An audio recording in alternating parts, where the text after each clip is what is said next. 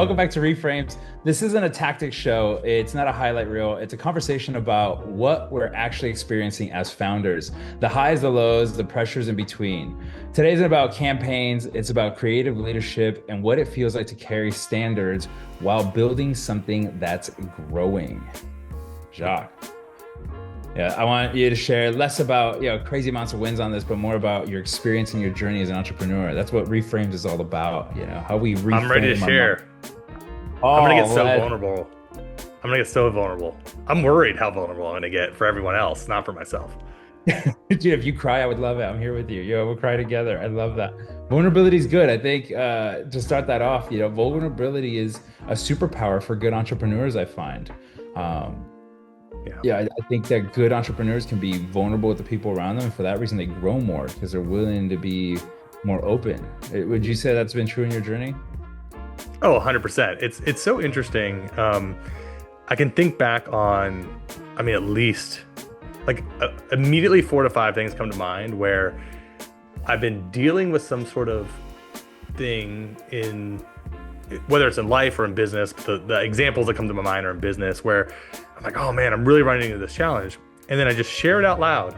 And it's like, just the simple act of sharing out loud, it's like, I think about the laws of nature and how energy can't be created or destroyed, just transformed. And it's like, just putting it out there, all of a sudden, it just seems to ping like a pinball. And someone's like, oh, I know who you need to talk to. And then you're like, oh, it was that easy? I just had to say it out loud instead of just suffering in my head.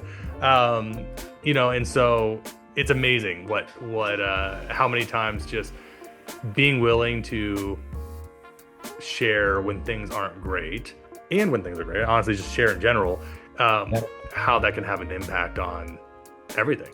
It's pretty incredible. Yeah, I love that. And I think I want to ask, what has this last year been one that you could say vulnerably, openly was a huge struggle that you decided to open up about or share, that people said they started double clicking on you and saying, hey, let me serve you. Let me do my speaker notes here. Sure. I think it's probably been over the last year, as we've grown and we've taken on bigger and bigger clients, we started to face something that we never had earlier in our process, which was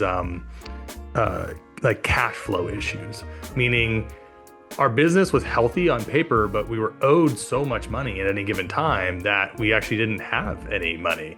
And it was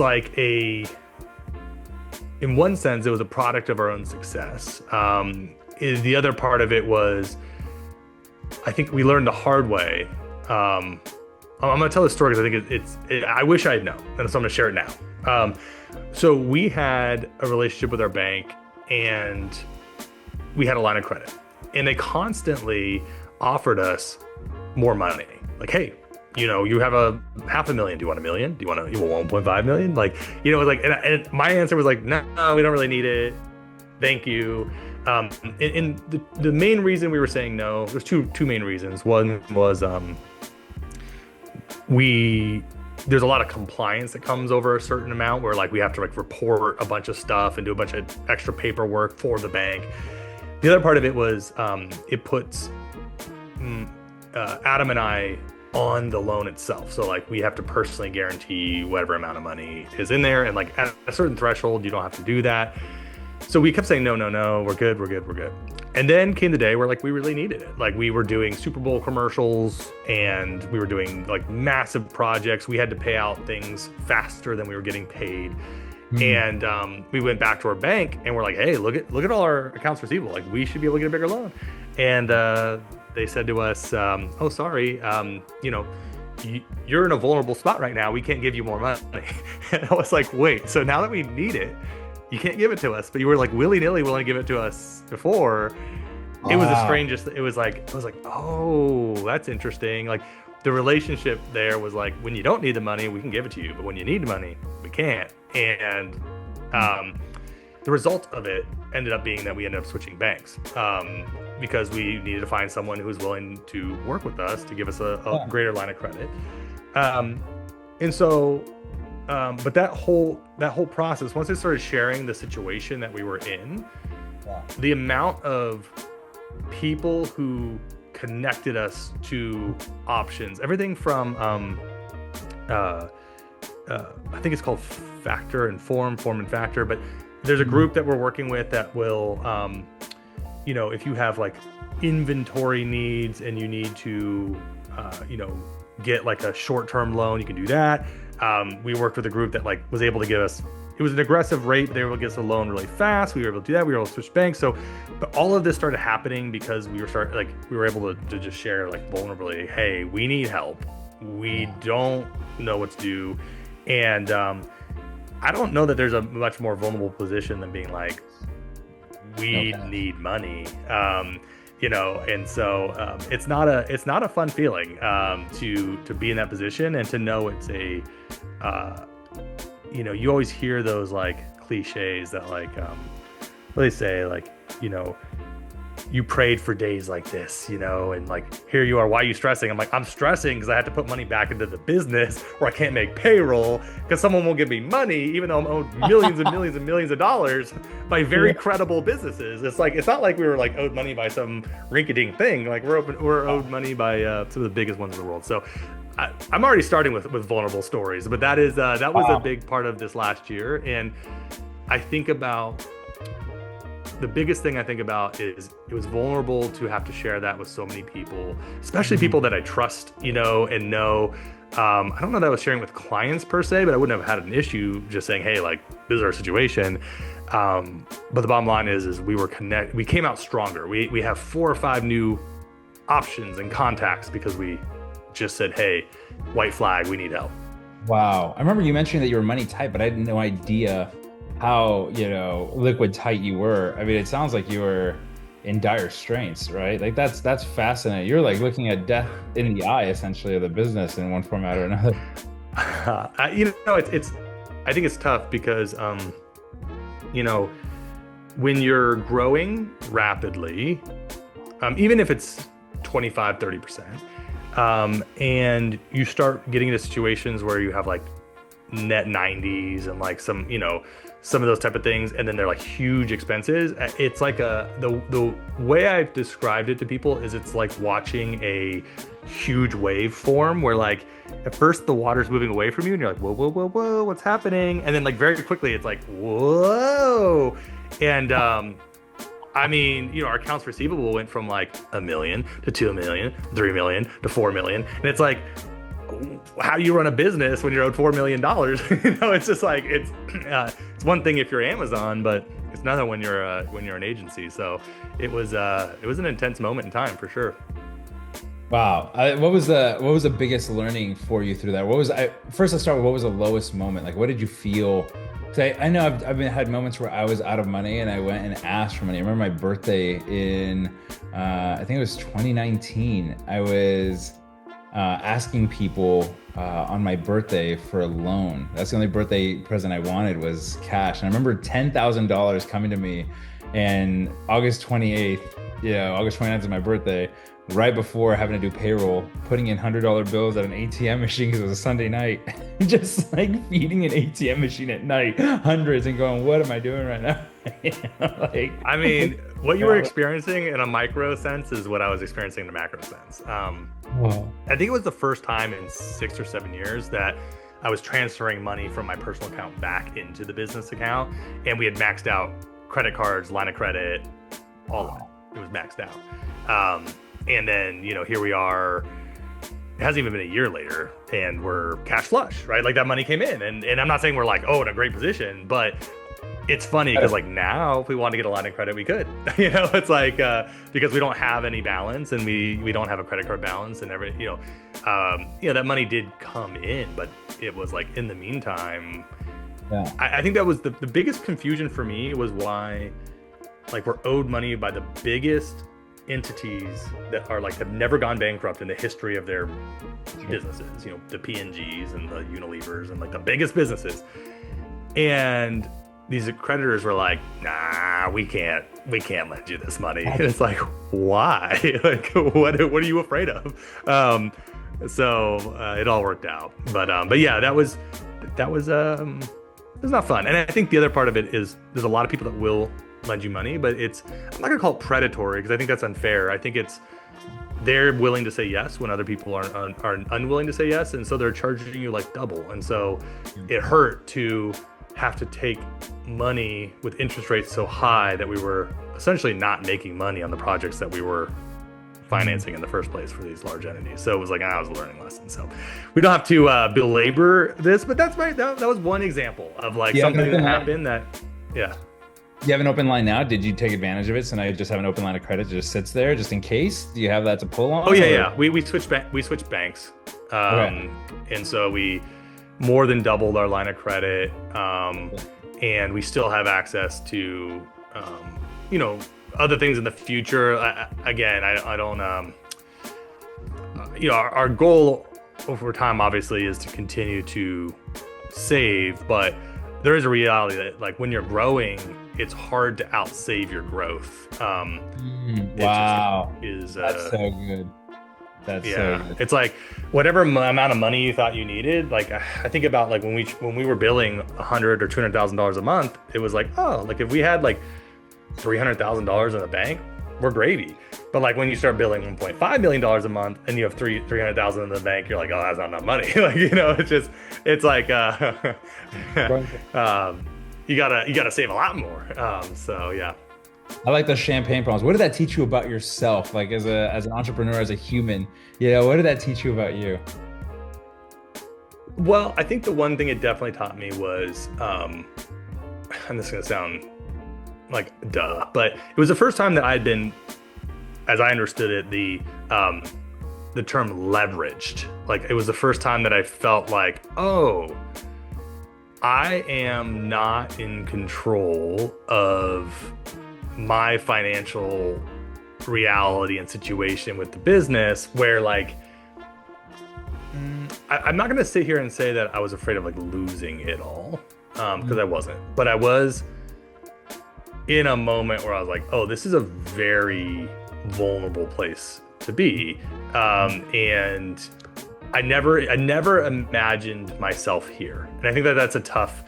Like I'm a very, I'm not saying very, but I'm pretty conservative, in my thinking and my approach. I'm not like my business partner and I like don't take a lot of money out of the business. We don't run it like super tight. And so you kind of start retracing all the steps and you go, oh man, what would I have done differently? And the answer was I would have taken that line of credit when we didn't need it in preparation for when we did. And it's something that I've been telling a lot, like if I'm working with startups and people are offering them money and they're like, should I take that extra $500,000? Oh, yes, take it. Take the money. Like, you know what I mean? Like money is oxygen when it comes to a business. And,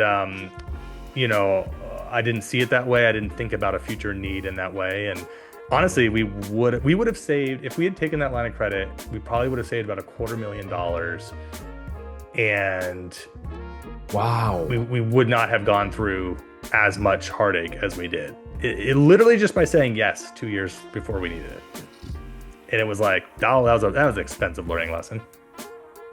Yeah, I love that about framing. Just the way you frame some of those things. It wasn't dire. It wasn't end all be all. It was like, this is an interesting position, and I like that it's, that was a lesson, but a paid lesson, expensive lesson, rather than kicking yourself for a lost bet. I love the way you frame that. That's such testament to a strong entrepreneur, such a strong leader. I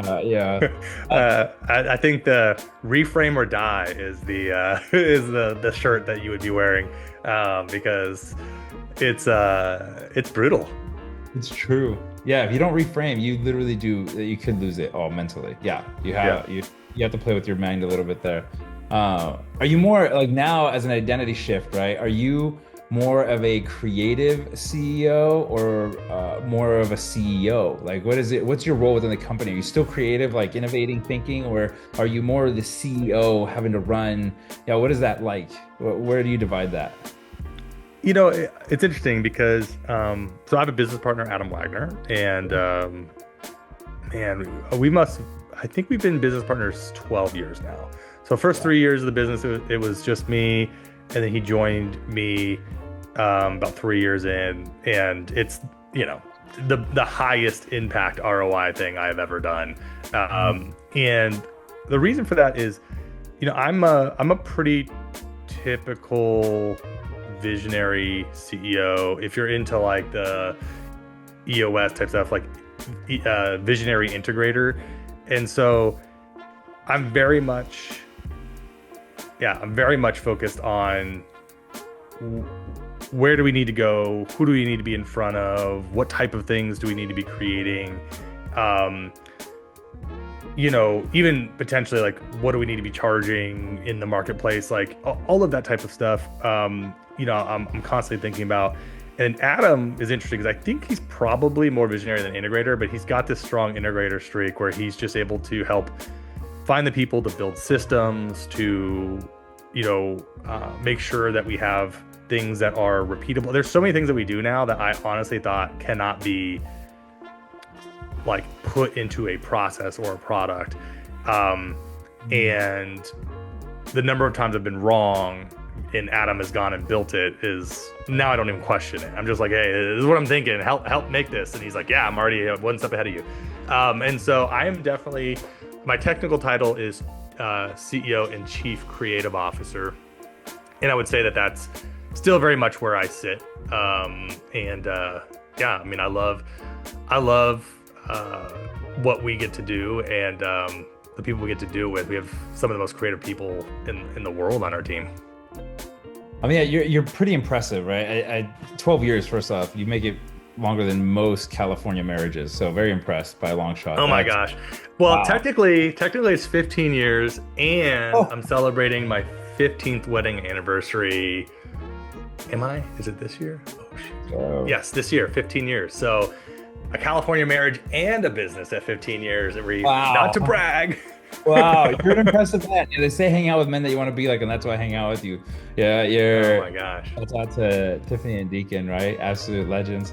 But I think, yeah, it's impressive what you've created, right? 1+ billion total views, over $1 billion in attributed campaign sales, multiple Super Bowl commercials. It really is testament to the human that you are, right? And some of the things that you've decided to do. And that's no joke. I want people to know what Raindrop really is and who Jacques Spitzer really is and what he's created. Like, we're not talking to somebody, you're an Emmy Award winner. I didn't know they did Emmys for commercials. Like, that is, talk about taking it from like, I think, what is it, your ideal? You shouldn't be fighting other commercials. You should be fighting with the best, what is it, TV out there, or? Best content, yeah. Best content. Yeah. That's such a paradigm. Yeah. Way to now compare that's like Alex Hormozy's like, you're no longer in this box. You've elevated beyond that. You're like, oh, we don't play with ads. We're playing with the best content. Like, what's Netflix streaming? Who's the best video being watched right now, right? Mr. Beast, etc. I think that's so powerful. What identity of yours had to die as a founder, right? As you went into like this larger size company, right? From early onset founder, when you were maybe, I don't know how many years back, to where you are today. What part of you had to essentially got to get put to rest and say, I can't operate that way anymore? I mean, there's obviously multiple things. So I'll talk about the top two that come to mind for me are like being in all of the work and wanting it all to go right. So those would be the first like section. And then the second thing I want to talk about is, bringing on, Saki, who has been my, global team member, my personal, right hand for the last 2-3 years, and like how much mental trepidation I had going into that, and then what the result's been. So that's gonna be the two things I'm gonna talk about. So, I mean, I think I'm the kind of person, and I know this about myself, like I want everything to go right. I care about, I think it's a bit of just who I am. I think it's also a little bit of, I take everything we do for people very personally. And I think it goes beyond reputation. I'm kind of like, I didn't start something and grow something for it to be mediocre or to have it grow into something that I would never want it to be, right? And so, but then that's at odds with the fact that like you can't be in everything. And I think one of the big things I realized, I don't know how many years ago it was, probably 7-8 years ago, you know, I personally directed almost every commercial we did for the first 7-8 years of the business. And now I don't go on set. Like there's that much of a separation for the most part between those worlds. And just having there be a trust fall with the team to say, okay, you know, everyone's going to have a slightly different way of doing it. I can give my inputs and feedback, but at the end of the day, I have to trust that someone else can either do as well as me or do it better than me. You know, I think we have like 5 full-time directors on our team, and then we work with a variety of other, you know, freelance talent when needed. And so to go from being the only director and feeling like, well, my direction is what helped make this whole thing a success, to like, I need to allow other people to just I can't be on sets. I can't be there. And they make me anxious, to be honest. I don't even when we do our Super Bowl commercials now, I don't go to set. Like, it makes me anxious to be there and not have it be run exactly how I would run it. Like, I'm like, oh, like, man, weird side story, but like we shoot a lot of commercials with dogs for Spruce, which is a weed killer that's safe for use around people and pets. And we've done a couple Super Bowl commercials for them. And I never go to set because I can't stand watching people work with dogs, because like there was a moment where we needed like one shot of a pug looking sad in the window. And I heard later it took 3 hours for that pug to look sad in the window. And I'm like, if I were on set, I mean, think about this. Imagine being on set for me, and like I'm looking out at, you know, this set with maybe 100 people on set, all waiting for a freaking dog to lay down, and knowing that we're spending like hundreds of thousands of dollars to have a pug lay down. And I'm just thinking like we should have just done CGI on this because it would have been way cheaper, but like we didn't know that. Like, you know, that would have eaten me alive. I'm sweating thinking about it. It all worked out. I didn't even know it happened until after it was done. It's been a trust fall of allowing other people to do it better than I might have, or at least differently as well. Differently is good. I really like that. Yeah, I love that. And I do know you have global talent with us. I want to do a whole other, I'm thinking I'm going to do one actually, thanks to you, podcast literally labeled around global talent and like how that's helped and how that's, you know, and I really do want to do like a full 30 to 45 minute deep dive just on that and the expansion of it. And I'm really excited to do that with you in the future, because you were one of those people that was like, not for me, you know, like. Yeah, I mean, I'd love to share that, because I think it's another good, I think it's a really great example of a,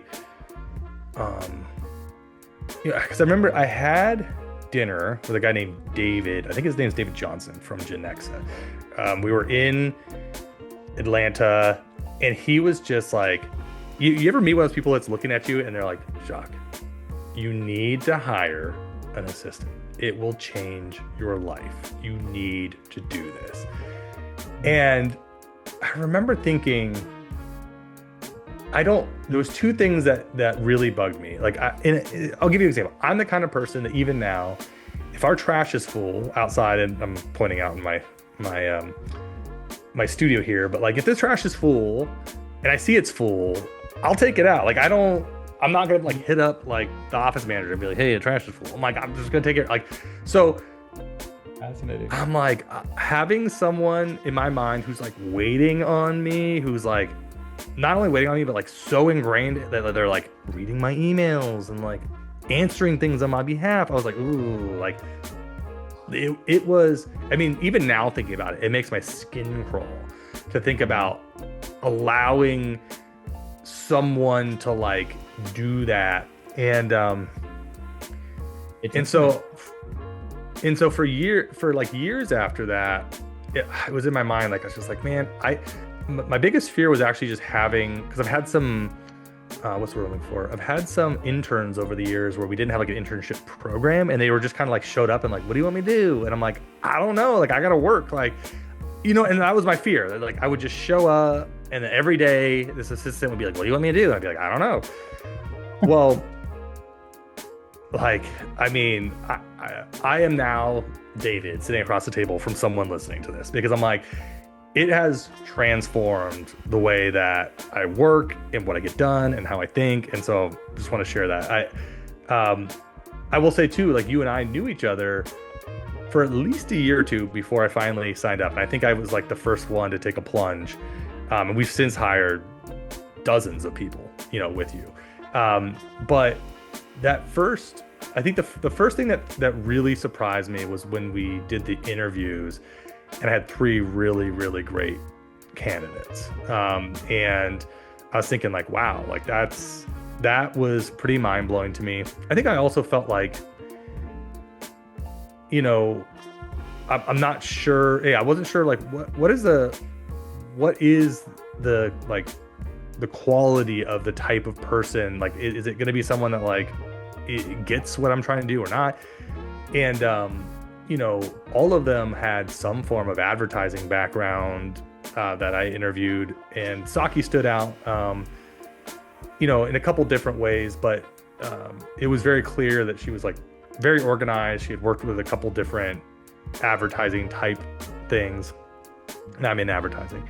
And so when we started working together, I think the couple things I realized was, I'm like, it's not that this person's going to double me, meaning, like, I'm not going to all of a sudden be Jacques times 2. What I realized is I'm like Jacques times 1.3. Like, if you ever hit the little, like, fast forward button on, like, a podcast or, like, whatever, and it's just a little faster. It talks a little bit faster, and all of a sudden it's going a little faster, and you're getting a little bit more done, and it's the same thing, but it's just a little bit faster. So it's like, I was like, oh, that helped me to relieve a lot of the pressure, where I'm like, I don't need to fill Saki's calendar with 40 hours a week of stuff, or whatever. Like, I just need her to slowly start picking up things that either aren't getting done, or falling through the cracks, or whatever. And I'm gonna do my best to, like, walk you through, like, what all she even does. It's crazy to me, because so let me just say, so this didn't happen overnight. We're like a year and a half in, but let's see. So I still answer all of my own emails. I never engage Saki in that way, and I'm okay with that. I think there's some people that are like, hey, yeah, take care of my emails, great. But she doesn't handle my emails. But what she does do is she does all of my scheduling. She does all of my, like, if I'm speaking this week at Google, she handles all of the details, right? Every time I have, like, I'm working on a book, she helps project manage the book. She helps project manage the events. She helps make sure that, like, my podcasts get edited, approved, posted. She does all of the social media for all of our LinkedIn posting for Raindrop. She pulls reports for our brands that we own. I found out the other day that she's helping the sales team to build some process in the background for, making sure that we're getting back to people in a timely manner. What I find is that I'm getting more done. Things are not falling through the cracks. And I mean, she also helps support on award submissions, PR postings. I mean, it's like, these are all things that we were not doing a year and a half ago, or we were sputtering trying to do. And I'm like, and I'm forgetting 10 other things that she's helping with, right? So I'm like, oh my gosh, this is incredible. It's incredible. And we probably could meet more often, but we probably meet like once every 2 to 3 weeks at this point. Like, she's that, autonomous and independent. So shout out Saki, but also, shout out to you, Reef, for helping to encourage me to get there, because it's been fantastic. And I truly believed, you can hear me, I am, this is, what would you call this? I'm an evangelist, because I truly believed that I could not do this. I could not be the person that had support, in that it would weigh on me instead of free me. And it's been fantastic. Thank you. Thank you so much for trusting us with your success story, and being a part of it. You're going to be one of the history writers for when it comes to advertising, and I know that. And I'm gonna go one day and say I've had oysters with that man. When Oh my gosh, you've slurped some oysters with me, that's for sure. delicious. Yeah. I'm so glad that we couldn't hear those sound effects. Somehow the Zoom knew to cut it out. Because I thought you were going. I was like, no. I need a better mic. I'm gonna give total kudos to the team around me. Shout out to the team. They're mission and vision oriented. They truly believe in feeding 1 million families around the world. So not me.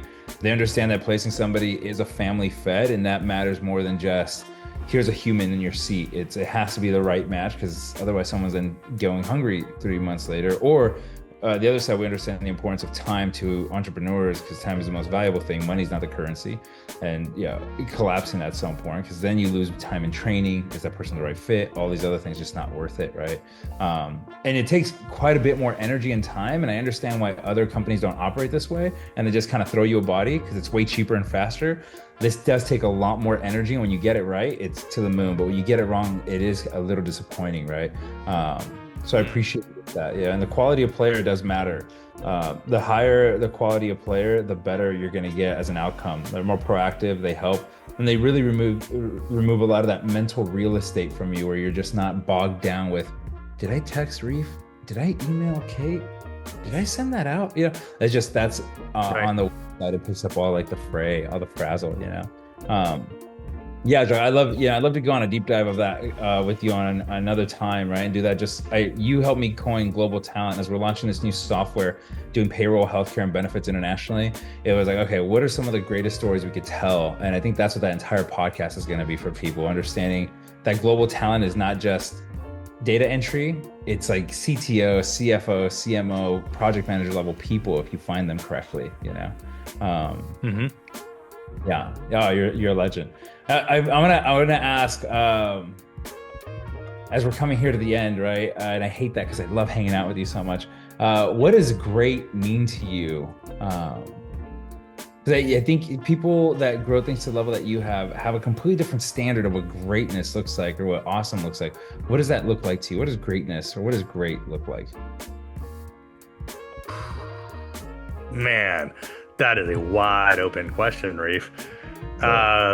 Okay, here's what I'll say. 2 things. I spent a lot of time thinking about how there's 2 versions of greatness. There is greatness in result, and there's greatness in journey. And I've realized that I value greatness in journey over greatness in result. Wow. What I mean by that is, when I think about the life I want to live, if I build a multi-billion-dollar company, but Tiffany is not there beside me in the end, is that greatness? It's greatness for the business.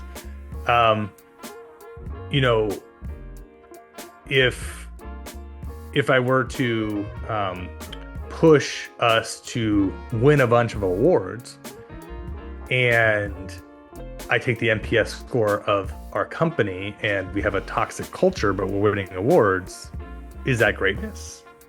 Wow. So for me, I'm much more concerned about how we're getting there than what we get to, because I believe if how we're getting there is based on our core values and on kindness, that we'll continue to have great outcomes, because I believe that things like partnering generously and collaborating with each other and our clients lead to great work. But I also recognize that there are other ways to win. If I were to be no, we're everything's gonna be held to the highest standard on every single project, and people are working 70 hours a week, I'm that's a lot of agencies. That's how they operate. I'm just not interested in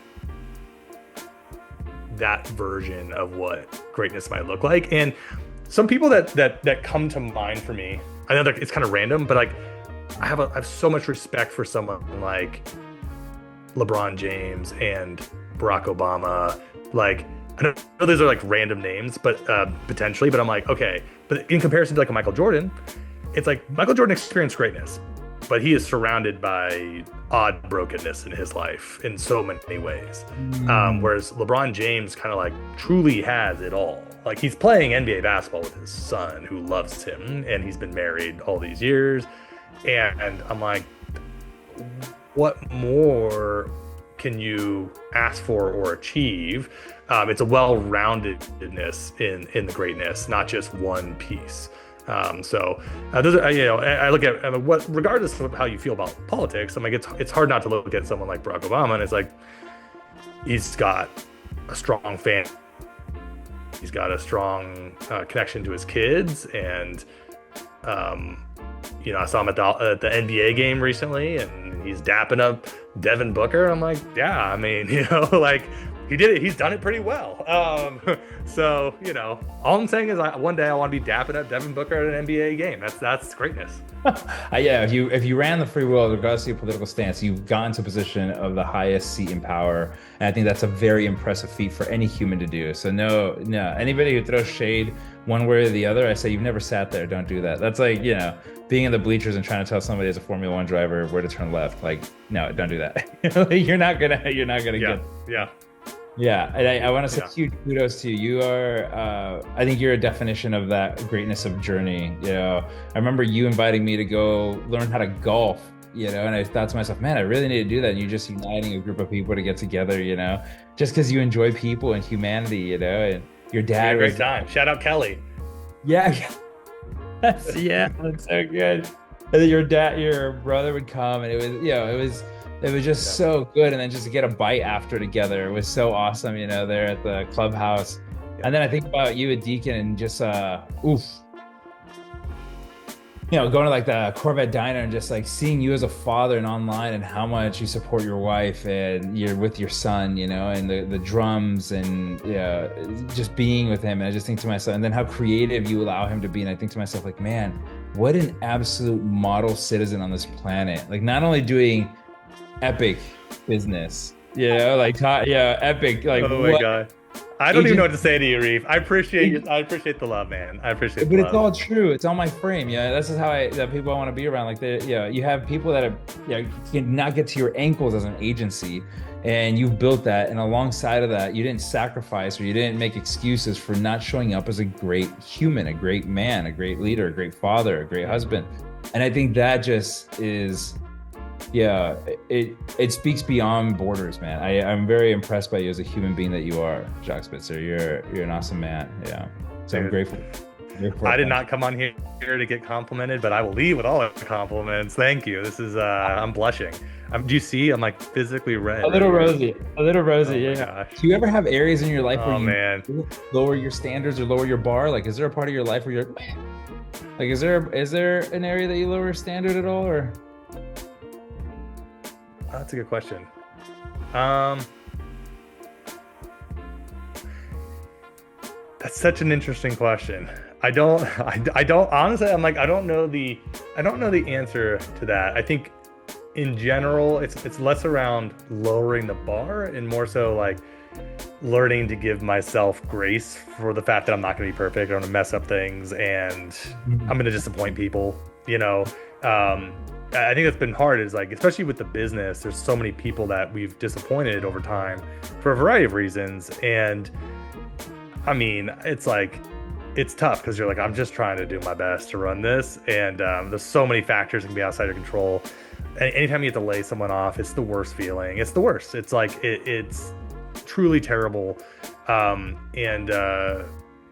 so, I think it's more about, I've had to learn to give myself a lot of grace for, like, no matter what I do and how much I try, it's just not going to be perfect. And you never really get there. Like, I mean, well, I say that 15 years in, maybe you do, but like, I'm still like, every time we hire someone, I'm like, welcome to the team. I'm so excited for you. And I'm also like, oh God, another person that we're responsible for, like, no matter what.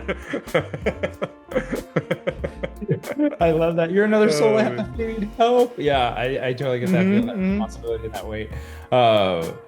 Do you ever have time when, speaking of team, do you ever have time with the team that you override your team? What does that look like when Jacques says, I have to put the foot down here? Are there moments like that in the company? Very rarely, very Mm, rarely.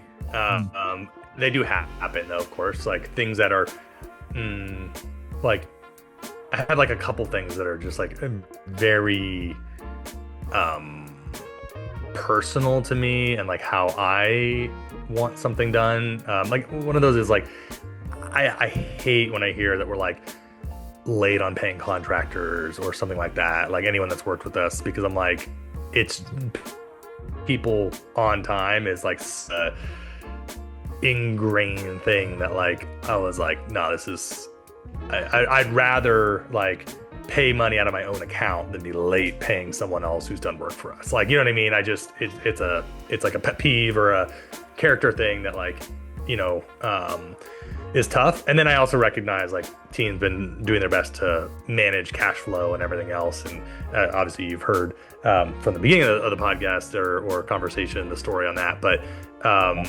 it's many moments like that where it's like, I just am hard-headed about making sure certain things are done in a certain way. yeah, I resonate with the feeding a family and that coming from you.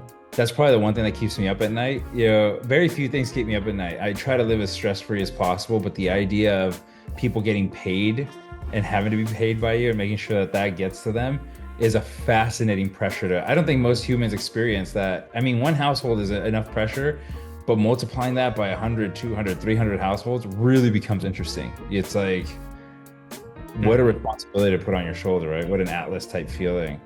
Do you ever have moments like that where you're like, I need to surrender this, like surrender the control of this, like or surrender the feeling of this because it's just too much? I mean, yes, all the time. I mean, you know, look, I have to do it all the time. It's a weekly battle. It's not like a thing where, you know, sometimes I handle it well and I'm like, yeah, like look at me. Maybe I'll never react this way ever again to something. And then a week later, I'm like, damn, I'm doing it again. Like you know, so for me, it's like, it's just an ongoing thing, you know? You know, I mean, that's just a really honest, like, that's what constantly gives me something. I always think like, oh, maybe one day I'll just have nothing to talk to my therapist about. And I'm like, somehow I always do. I love that. That's so good. Maybe I'm fine. I'm not fine. That's so good. Yeah. Oh my gosh. Dude, you're absolutely amazing, Oh, man. Doc. I love hearing your brain. I think, you know, for me, fascinating, and I told you this once because I appreciated you doing a podcast. My goal in life is to one day just sit with other great minds and share with them and talk to them and have great conversations. I love hearing how great minds operate, how they view the world, the frame that they choose to view the world through. You know, so I appreciate your frame in so many ways. Yeah, I have a saying that I sit by, and it's being okay with being misunderstood. Where do you, Jacques Spitzer, feel like you're misunderstood as a human being or as a person or as a leader? You know, that's a good question. I will say that I kind of operate in a way of like, look, I'm not going to really give you a reason to hate me. If you hate me, there's something wrong with you. You know, I have that level of feeling confident. I'm going to do my best to leave a positive wake and to be kind and to be generous. And I'm like, you know what? I will mess up. Those things happen, but like, at least my intention's there. And so, I would say that if there are people who are misunderstanding me, which there are, because there will be, I just try to, I guess I just try to accept that like, I can't control what they're going to think or feel. I can only control my output and who I am and who I want to be. And, that's all you can do. you know, that's all you can do. I mean, that's where my mind goes on that. It's a very interesting question, though, like where I feel misunderstood. I mean, I think honestly, one of the biggest things as a business owner that I feel is that like there's a lot of people that I think, and I think this is true of all entities. They're like, oh, I would run it better. I'd know what to do. Yeah, you always have that person. Fill in the blank.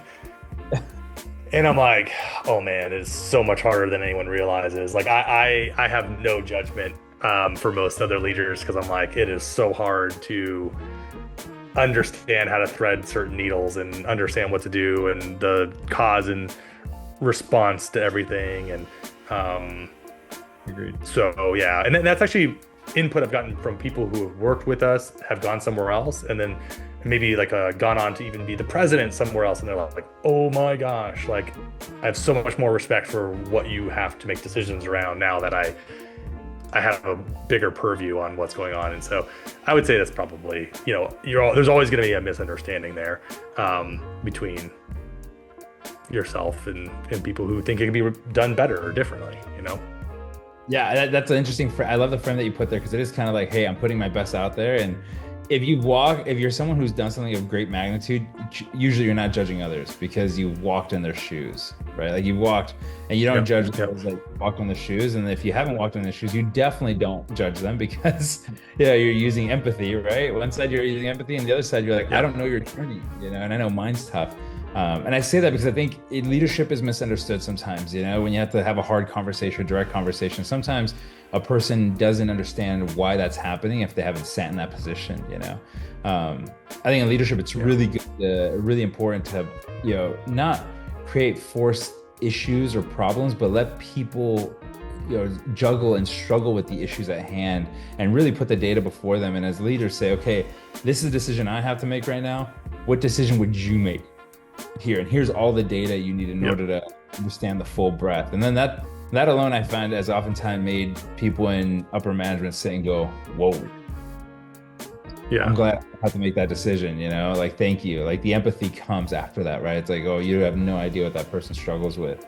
Yeah, what is a signal that you have where you can tell that someone can handle autonomy, you know, in that same journey? Because you have to have people that have great autonomy around you to be great leaders. What's a signal that you have in a person when you see them operating, where you go, I can trust autonomy in that person, like they can self-navigate, self-lead? Good question.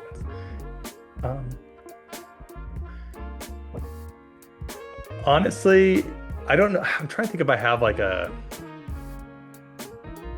anything better than a gut feeling. Wow. I think the biggest thing is if I'm interacting with them in calls and other things, and I'm like, I'm watching them do their thing, and I feel like, all right, that's 90% of the way of like what I would say or do or needs to be done. Like I don't expect someone to do it exactly the way that I think it should be done. And I will say there are people who just do things better than me now. Like our sales team is better at selling than me. Like awesome. I'm a mess when I get on the call. I'm like, we'll get to the end of the call, and people are like, so thanks for asking me a bunch of questions on myself. Like, whoa, what do you provide? And I'm like, oh shit, you know. So I say all that to say that's awesome. That's so good. Yeah, I'm just like, there's a point where you have to recognize that like someone's going to do things differently or better than you, and that you just trust them to handle things well when you're not in the room. And I don't know what that barometer is, and it's funny because it can with some people it can take months, and some people it can take years, and some people never comes. You know, it's like there's a reality there where I'm like, what is that? I'm like, I honestly think it just comes down to like, do I trust their competence to navigate difficult conversations with other people? Wow. It's probably the biggest thing, you know. I love that. You know, you said part of my job and what I try to do is quantify what a player looks like. So we have like a C, B, A player bucket, which is fascinating. And what are some of those tactics that an A player has? I think that's one of them.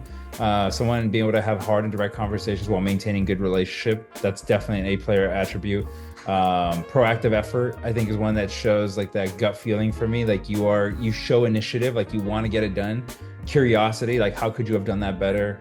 Major ownership, radical transparency, but major ownership more than anything else. Like, hey, I own the outcome here, so I'm going above and beyond. I'm showing as much of that effort as I can. I sit frequently trying to quantify that. Like, what does a player look like for me that I can duplicate that? Like, it's almost a principle set. So someone else can also look at their team under them and say, here's what I'm looking for success. How do you take your gut feeling intuition and take it one layer down so that they can also have. It's a great question.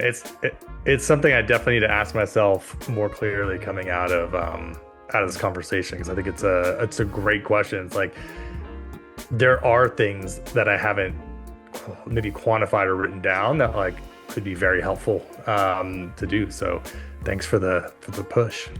I'll share my notes with you, brother. You shared so much with me. I'll share a little bit of mine with you. Yeah, I hope they serve. Then this next season, we're going into what feels most uncertain. I know AI is a big term or big topic. I know you navigated that masterfully, by the way. I want to say, I remember beginning of the year, you were like, what's happening here? And now it feels like you really navigated those icebergs better than the Titanic, obviously. What did that look like? Is that a bad joke? Sorry. No, you're good. Okay. I think the best way to describe the way I'm feeling about AI, and it's like most things, is I remember back from my sports days, the idea of like staying on your toes, like staying on the balls of your feet versus on your heels.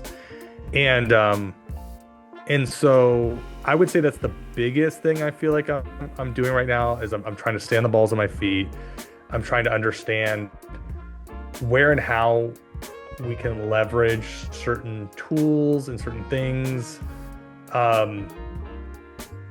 Also just like weighing pros and cons of like public sentiment and feelings towards various things. Like, I'll give you a weird example, but Coca-Cola's AI person like posted something last night on LinkedIn, and I'm not gonna lie, like 20 seconds in, I was like, I don't want to watch this.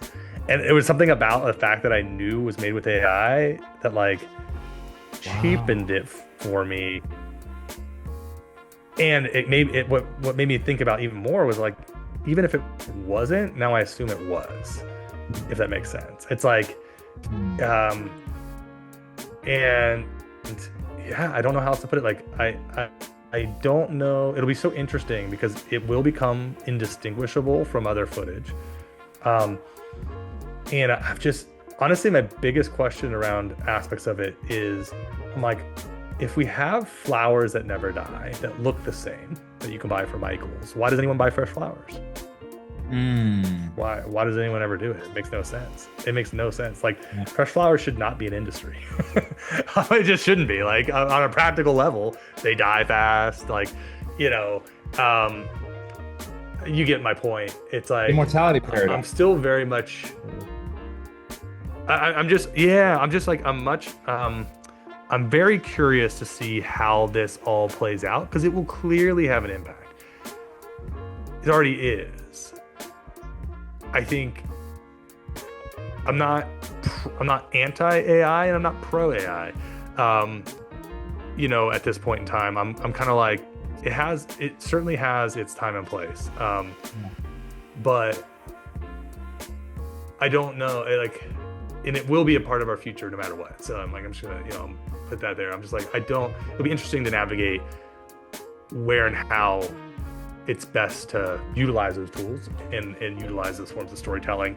I'm seeing it, I'm using it in so many other places too. I mean, AI is such a broad term that like, it's honestly like something's going to categorize our notes after this call, and like, that's AI. And like, there's using AI is such a broad term, but it's certainly something that like we're all navigating together. And I have all the same fears that other people have, and I have the same hopes that other people have. So it's all of it. I'm like, yeah, I'd love to have a robot in my home that can do all my chores, and I would worry about it strangling me in the middle of the night. So like both are true. Why do you handcuff your robot every night, right? Yeah. I mean, yeah, there you go. That's the clip for this episode right there. Oh, man. Why do you handcuff your robot every night? That's great. Yeah, people are gonna really tune into that. What is going on this podcast? Yeah, it's interesting, right? The death. We got a wrap, man. Yeah, we're gonna close this out here.